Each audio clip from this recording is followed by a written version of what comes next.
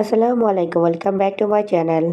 আজ করে দেখাবো খুব সহজভাবে হোটেল স্টাইলে করলার রং সবুজ রেখে তিতা ছাড়া করলা ভাজি রেসিপি।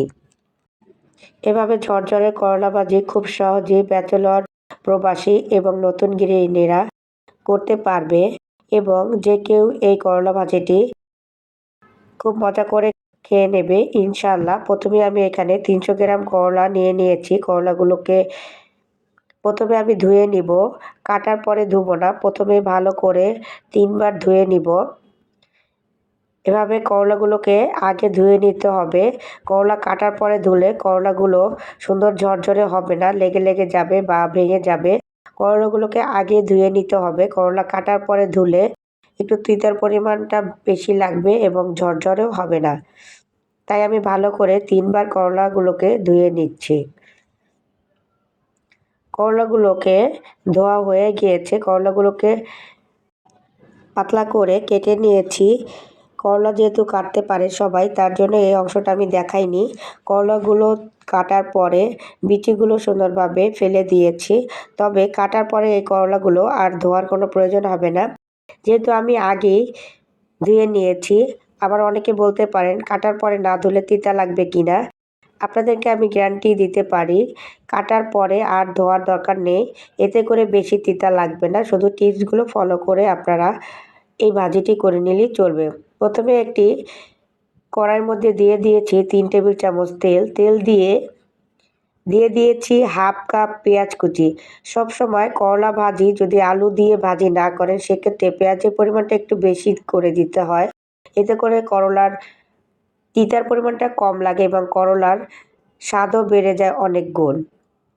পেঁয়াজগুলোকে হালকা ভেজে নিব, বেশি ব্রাউন করে ভাজার দরকার নাই। খুব গাঢ় বা ব্রাউন করে ভেজে নিলে করলা ভাজার সময় পেঁয়াজগুলো একেবারে পুড়ে যাবে। হালকা ভেজে আমি দিয়ে দিচ্ছি করলাগুলো দিয়ে দিব। এখন দিব কাঁচামরিচ।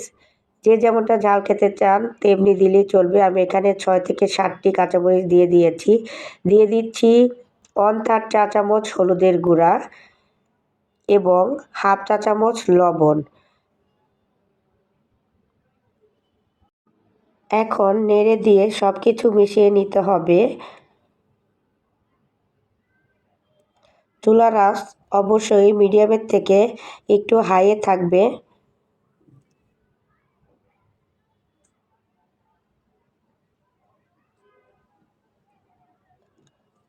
নেড়ে দিয়ে এই করলাগুলোকে ছড়িয়ে দিতে হবে, অর্থাৎ একটু বিছিয়ে দিতে হবে যাতে করলাগুলো সুন্দরভাবে ভাজা হয়। করলাগুলোকে একটু ছড়িয়ে দিতে হবে। আপনারা দেখে বুঝে নেন আমি কিভাবে সুন্দরভাবে করলাগুলোকে ছড়িয়ে দিয়েছি। এভাবে এক পাশ ১ মিনিট ভেজে উল্টে দিতে হবে।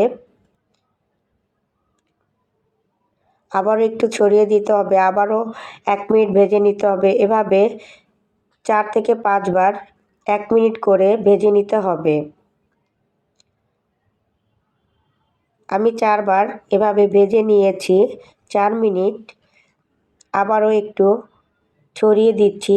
এই পর্যায়ে এসে চুলার আঁচ মিডিয়াম করে দিতে হবে, তা না হলে করলার কালারটি চেঞ্জ হয়ে যাবে, কালো হয়ে যাবে।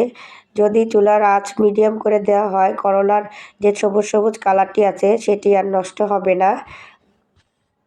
একটু ছড়িয়ে দিয়ে এখন আবারও ২ মিনিট ভেজে নিব। এভাবে ছড়িয়ে ২ মিনিট ভাজা হয়ে গেলে চুলাটি বন্ধ করে দিব।